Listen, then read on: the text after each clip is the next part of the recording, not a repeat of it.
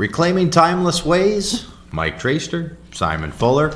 Glad to have you along with us today for another episode. Episode number 43, I believe we're on now, Mike. And the topic, pain. Pain. You told me pain. I'm like, oh, what are we going to talk about here? I don't know. It's a painful conversation. Yeah. It hurts. Just a couple of ideas. You know, we think of pain as being like a huge rock, unchangeable, right?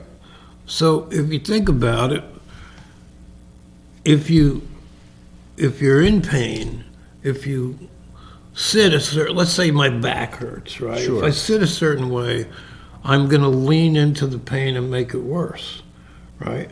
But if I sit another way, maybe I have a slight misalignment of a thoracic vertebra, right? So the middle of my back, there's a bone moved out of place and I've got some tight muscles. But if I move up maybe or tip to one side, so I take some of the stress off and the pain can reduce. So what we do is we simply, obviously if you have an acute injury, you need to get looked at, right? So like if you have an impact injury, boom, you don't know, maybe you've got a trauma to your liver or your kidney. You need to have it looked at, or a bone fractured, Sure. Have it looked at. Same message over and over again. This is just not about lawsuit proofing. This is about not just being ignorantly optimistic and causing a small problem to become dangerous. So posture affects pain. And one thing I notice is I've never found a perfect pillow. My neck is a disaster from the car wrecks and the surgery I had. Yeah. But I found a perfect pillow. Okay. It's an old soft blanket, and I can fold that sucker up any way I want, as thick or as thin as I want. I can layer it, and I can angle it so that it's perfect for the angle that my neck needs to be stable. Right. And now my neck doesn't bother me half as much. Yeah. I've literally reduced by 50%. Sure. Right? How much trauma there is, or discomfort and lack of mobility, right? Gentle range of motion. And the same rule for me applies with range of motion. First of all, if it's an acute injury, get it evaluated. Right? So after we've established that you need to get it evaluated, because you need to get it evaluated, right? Sure. Gentle range of motion, you can maybe move yourself away from a spasm. So you ask yourself, well, let's say if my biceps is having a spasm, right? Means the muscle is tight and it won't release. So I ask myself, well, what does the biceps usually do? It flexes, so it bends the arm. Right. So it pulls. So if this is 10 pounds, if I'm curling it, I'm flexing that muscle and pulling it towards me. That's Sure. So if I move the arm in the opposite way, and if I open my palm and move it sideways. So what you're saying is, if the flexion is causing the spasticity to worsen, extension is going to cause it to release. Sure. But you do it gently. And the rule is, dull pain means, okay, you're challenging it. Sharp pain means stop. Right. Sharp pain means stop. You can tell yourself that like 100 times. You go to the gym and you watch the comedians that don't understand that rule because their ego is stronger. They're blowing something out. Ooh. Yeah. Useless. I mean, Right. they're going to destroy themselves. Yeah. Right. So, high inflammatory diets. So you have like there's a whole class of nutrients called omegas. There's like omega-3, omega-6s, and 9s, I think, are the basic ones. And the omega-3s are anti-inflammatory. I probably shouldn't even ask you what the inflammatory ones are, Mike. I'll probably have to quit after what I'm eating. Well, it's some of the oils, like in our diet, are pro-inflammatory. And you need some. Sure. You do. And so like if you're exposed to an allergen, right? So your body wants to create some inflammation to isolate the allergen to one area. Sure.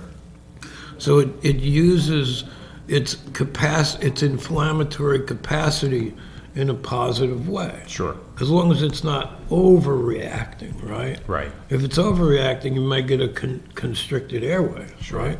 So that 100 years ago, the ratio in the diet between the pro-inflammatory oils or fats and the anti-inflammatory fats was about 1-to-1. Okay. Now it's about 10-to-1 in favor of pro-inflammatory. Sure. So we're in a constant state of pushing ourselves towards an inflammatory response. And what are the main culprits of that, or can it be that simplified? Maybe it's not that simple.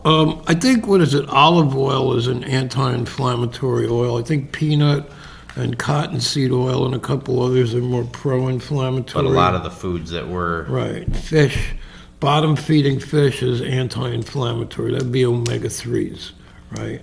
Krill would be anti-inflammatory. So if you just look up pro-inflammatory foods... It's a big list, is that what you're telling me, Mike? You find out maybe 6 or 8 things. Okay, right? that maybe I could reduce a little bit. Right. Well, like, there's a compound in red meat that contributes to inflammation. It's called arachidonic acid. Okay. So arachidonic acid contributes to higher levels of inflammation, and it's in like steak. So if you like a lot of steak, you may have more inflammation. So inflammation can increase discomfort, it can increase propensity for heart disease and blood pressure, stuff like that. So if you try to move yourself, if you get away from 10-to-1, maybe you're at 8-to-1 or 5-to-1, you're improving, you know? It's funny, and it doesn't take long, like you were saying, to do the research. Oh, I mean, no. the articles that are popping up, and Right. I suppose I'm not going to, got to check the credibility of any source you look at online, but it does talk about some of the best and worst, Right. There are certain beans that are really good for you. Avocado, it's saying, sweet Right. potatoes, citrus fruit. It's Right. talking about some of the good things, leafy greens, Yeah. and I don't even want to get to the bad ones, Mike. So, what is it? So olive oil is good. What is that considered? A monosaturated fat. And then when you get into artificial fats that are almost built in a laboratory, they're called polyunsaturated. They're not good for your heart. Right. So we should probably eat a little less of that. And so if you have 10% less of that and 10% more olive oil, which is expensive, you're better off. Right. So herbs, so ginger is anti-inflammatory. Turmeric is anti-inflammatory. Valerian it's sedating, so it helps you relax, right? And it also lowers blood pressure, and it helps muscles to relax. Okay, so it's an antispasmodic. Okay, spasm. Capsaicin is a pain blocker, and you'll see some creams have capsaicin in it, and that's Is that like the sports rubs and stuff, Right. I'm assuming? right. So if you see something that says contains capsaicin, it blocks nerve conduction for pain. Now, it doesn't block the source of the pain, Sure. right? It's the source is still there. but- Doesn't necessarily mean you're better, you just Right. might feel a little better for the moment. Right. And like you said, if it persists or depending on the situation, you should always have it checked out, but Sure. there's your short-term relief.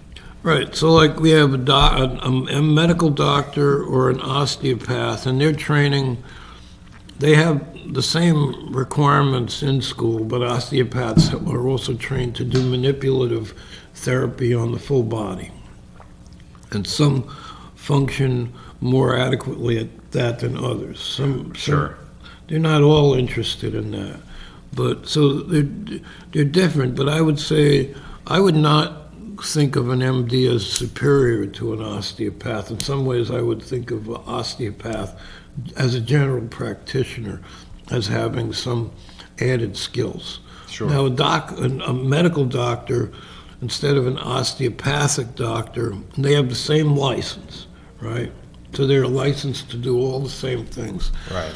A medical doctor could go and train and get those additional skills, Sure. but not in all states. Like in California, they kind of punish them for gaining some of those manipulative skills. So you have medical doctors, osteopaths, chiropractors who work in most states mostly on the spine, but somewhat on the periphery or the outer, like they might adjust your wrist or your finger or your shoulder Sure. as well, or give you a lot of chiropractic docs now are also becoming interested in herbs and nutrition. Sure. So, Which is a big part of the overall function, as we're kind of talking about, Right. as it relates to pain and inflammation, is Right. can wreak havoc if you have too much. oh yeah. So, a physical therapist. I had a fellow here in town, a young gentleman, very well educated, but not only is he well educated, he has what I call smart hands. Most practitioners have some degree of hand intelligence, but this guy is off. He's off the charts. He's really good. He's been here for a couple of years. I have tremendous respect for him. Massage therapy can be very useful. I think the thing is, you have to understand that with any of these interventions, it should be progressive. So you start off light and you test the person's capacity to take pressure and range of motion. When you're doing massage, you almost always go from the outside towards the heart, because that's how venous blood flows. And also, if you have sudden pain, like in your calf, you do not massage it, because that could be an indication of a blood clot. And if you massage a blood clot, you're going to break it free, and it could kill you. So sudden pain in the calf, go to doc. If you're sitting there in your chair, and all of a sudden, bam, you're like, okay, I need to go get this looked at. If one of your legs is very swollen, you have a good possibility there's obstructed blood flow. You might have a clot that needs to be treated and evaluated now, Right. not in a day or two or three, So if you call up and you tell them, I was just sitting there watching TV and all of a sudden, boom, I got this jolt of a pain. Oh, you're fine. It's Friday night. Right. Come in on Monday. Say, no, you're an idiot. I need to be seen now. Don't be polite. Right. Because polite oftentimes is followed by dead. Yeah. Right? So we can't play with that. Right. It's like they will never like you again. And why the calf? I'm just curious. Of all the places, Mike, is that the most common pain? I guess I didn't know that. It's a common place for a blood clot to take place. I think it has to do with vessel compression, because we're like a lot of times clots will originate there because people are immobile and they're sitting, so the vessels are compressed right in that area. And so that's my understanding. Interesting. It may not be perfect understanding, but you hear about young soldiers sitting in trucks for long periods of time, having a clot form and break loose and kill them. 22 years old, otherwise healthy. But so compression. So the word to the wise: get out of your car or your truck every 100 miles and walk for 45 seconds. Right. So it's a good thing that I have that restless leg. I'm always bouncing it, Mike. Is that what you're telling me? Yeah. Because I do. And some people get benefit from magnesium with RLS, restless leg syndrome, right? So that seems to be very helpful. So yoga is good. Now again, yoga, usually muscles, unless you have an acute or a sudden trauma, muscles get tight slowly, right? Sure. So they're gonna lose their range of motion slowly. So like I used to be able to do, prior to my wreck a number of years ago, I could do front and side splits, right? And I could bend over backwards and palm the floor behind me. So I was extremely flexible. There was so much trauma that I lost probably 50% of my range of motion. I've probably gained back 10% or 15% of what I've lost, but I haven't pushed it, So if you do yoga, again, you do it progressively. the most common form of yoga that people do is hatha, which is slow progressive stretching. There's other forms. I don't know a lot about them. One is called Iyengar. Iyengar is more for building more muscle mass, right? Sometimes if you have an injury, you can treat it with a combination of ice and warmth.